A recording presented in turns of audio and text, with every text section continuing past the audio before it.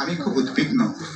সরকার যে পথে হাঁটছেন, আমি এটাকে, আপনি সবকিছু খুলে দিয়েছেন, কিন্তু কিভাবে এটাকে গুছিয়ে নেবেন, আমি এখন এই অনুষ্ঠানের মধ্য দিয়ে শেষ পর্যায়ে যে দু তিনটা বিষয় মনোযোগ আকর্ষণ করবো। একটা হচ্ছে 90 দিন পরে আপনাদের এখন উচিত হবে রাজনৈতিক অগ্রাধিকারের জায়গাগুলো কি, 1, 2, 3, 4 করে এটা রাজনৈতিক দল, দেশবাসীর কাছে, ছাত্র তরুণ সবার কাছে এটাকে উত্থাপন করা।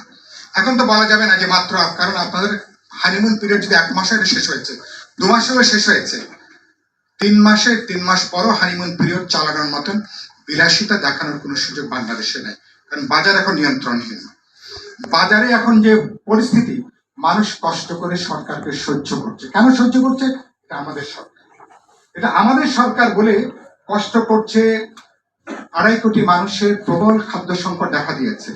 প্রায় 70-80 লক্ষ মানুষ এখনো 3 বেলা খেতে পারছে না। এটা হচ্ছে বাস্তবতা। টিসিবির লাইনগুলো দেখছেন, ট্রাকে কিছু পরিবারকে দিলে বাকিরা কিন্তু গালি দিতে দিতে তারা কিন্তু বাড়িতে তারা কিন্তু ফিরছে এই ঢাকা শহরে। একটু খবর নিয়ে দেখেন, পরিস্থিতি এরকম। এখনো প্রশাসন নিয়ন্ত্রণের বাইরে, পুলিশ এখনো পেশাগত দায়িত্বের মধ্যে নেই, এক ধরনের নৈরাজ্যের জায়গাটা চলছে। ফাঁক ফকর দিয়ে আওয়ামী লীগ ফিরে আসার চেষ্টা করছে। খেয়াল করেন, খুবই উদ্বেগের জায়গা।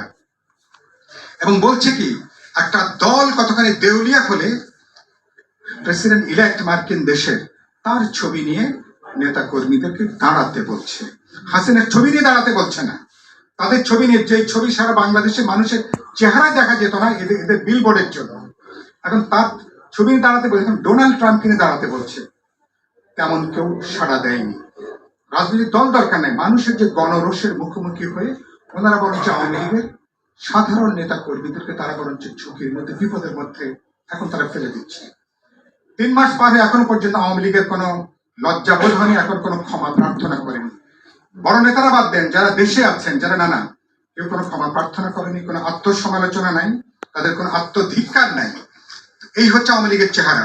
বরঞ্চ নানাভাবে নিজেরাই ভিডিও বার্তা ফাঁস করে দিয়ে একটা পরিস্থিতি তারা এখানে তৈরি করতে চায়। আমি পরিষ্কার বলতে চাই, ডোনাল্ড ট্রাম্পের ছবি দিয়ে হোক, তার সঙ্গে কালকে যদি নরেন্দ্র মোদীর ছবি যুক্ত করেন, এটা দিয়ে আওয়ামী লীগ বাংলাদেশের রাজনীতিতে ফিরতে পারবে না। কথা খুবই পরিষ্কার। আওয়ামী লীগের বিচারের তারা মুখোমুখি আছেন। আওয়ামী লীগকে বিচার ফেস করতে হবে, আওয়ামী লীগকে বিচারের কাঠগড়ায় দাঁড়াতে হবে। বিচারটা ফ্র্যাঙ্ক হবে, ট্রান্সপারেন্ট হবে, ইন্টারন্যাশনাল লয়াররা সেখানে আসতে পারবেন। এটা অনেক কিছু লাইভ হতে পারে, আর অনেক আলোচনা চলছে। আপনাদের বিচার আচার হবে, 16 বছরের লুটপাটের এটার বিচার হবে। লুটপাটের টাকাটার জবাবদিহিতার প্রশ্ন আছে। গণহত্যার বাইরে আপনার হাজার একটা আপনার অপরাধ সংগঠিত করেছেন, সেই বিচারের প্রক্রিয়ায় দাঁড়ানো দরকার। তারপরে ভবিষ্যতে